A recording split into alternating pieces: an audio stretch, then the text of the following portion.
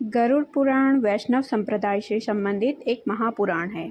इस महापुराण के अधिष्ठाता भगवान विष्णु हैं। गरुड़ पुराण हिंदू धर्म का एक ऐसा ग्रंथ है जिसमें भगवान विष्णु द्वारा मृत्यु और मृत्यु के बाद की घटनाओं के बारे में विस्तार पूर्वक बताया गया है। गरुड़ पुराण के अनुसार हमारे पूर्वज जो धरती लोक छोड़कर विदा हो गए हैं, वे ही हमारे पितर होते हैं। पितृलोक में भी एक अलग संसार है जहाँ पर सभी मनुष्यों के पितर निवास करते हैं। पितृलोक में कर्मों का लेखा जोखा होता है। इसके आधार पर ही पितरों की भूमिकाएं निर्धारित की जाती है। मृत्यु के बाद आत्माएं 1 वर्ष से 100 वर्ष तक पितृलोक में रहती है।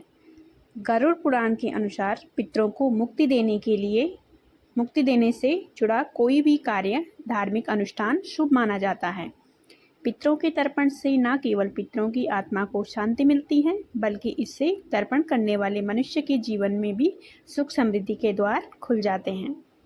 गरुड़ पुराण में लिखा है कि पितरों का श्राद्ध सबसे जरूरी धार्मिक अनुष्ठानों में से एक माना जाता है, इसीलिए इसे किसी भी वजह से रोका नहीं जाना चाहिए। गरुड़ पुराण में पुत्रवधू के तर्पण करने के बारे में कुछ विशेष बातें लिखी हुई है। आइए जानते हैं गरुड़ पुराण में लड़कियों का पितरों का श्राद्ध करने से जुड़ी विशेष बातें। नंबर 1, गरुड़ पुराण के अनुसार पितरों का श्राद्ध कुल की कोई भी संतान यानी पुत्र या पुत्री कर सकती है। इसका अर्थ यह है कि अगर किसी के माता पिता इस धरती लोक से विदा होकर पितृलोक में जा चुके हैं, तो ऐसे में उस माता पिता की कोई भी संतान यानी पुत्र या पुत्री में से कोई भी माता पिता का श्राद्ध या तर्पण कर सकता है। इसके पीछे कारण यह है कि दोनों ही संतानें माता पिता का अंश हैं। दोनों में ही उनका रक्त है, जो उन्हें एक कुल के रूप में जोड़े रखती हैं। नंबर 2, गरुड़ पुराण में इस बात का भी उल्लेख किया गया है कि अगर किसी के पुत्र नहीं हैं, तो ऐसी स्थिति में पुत्रियां ही हर धार्मिक अनुष्ठान कर सकती हैं। पुत्रियां भी पुत्रों की तरह ही अपने माता पिता का अंश है और कुल से जुड़ी हुई है। ऐसे में पुत्रियां न केवल माता पिता के अंतिम संस्कार से जुड़े हर अनुष्ठान को कर सकती हैं, बल्कि पितृपक्ष में श्राद्ध और तर्पण भी कर सकती है। इससे माता पिता की आत्मा को शांति मिलती है और पुत्रियां भी माता पिता की तरफ अपना उत्तरदायित्व निभाती है।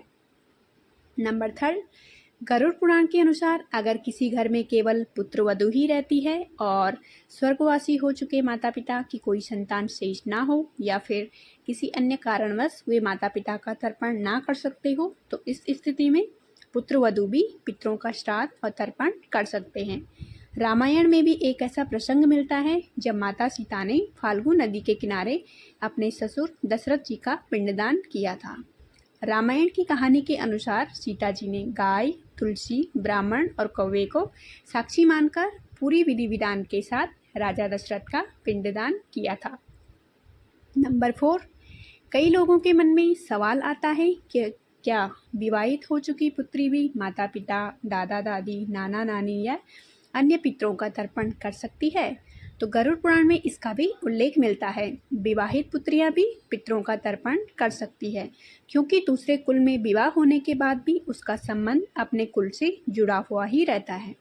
पुत्रियां अपने कुल का अंश है, उनका यह अस्तित्व हमेशा बना ही रहता है।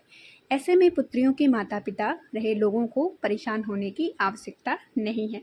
सामाजिक संकीर्ण मानसिकता वाले लोगों की परवाह ना करते हुए आपको यह सोचना चाहिए कि अपना पूरा जीवन जी लेने के बाद जब आप पितृलोक में निवास करेंगे, तो आपको पुत्र ही नहीं बल्कि आपकी पुत्रियां, पुत्रवधू भी मुक्ति दिला सकती है।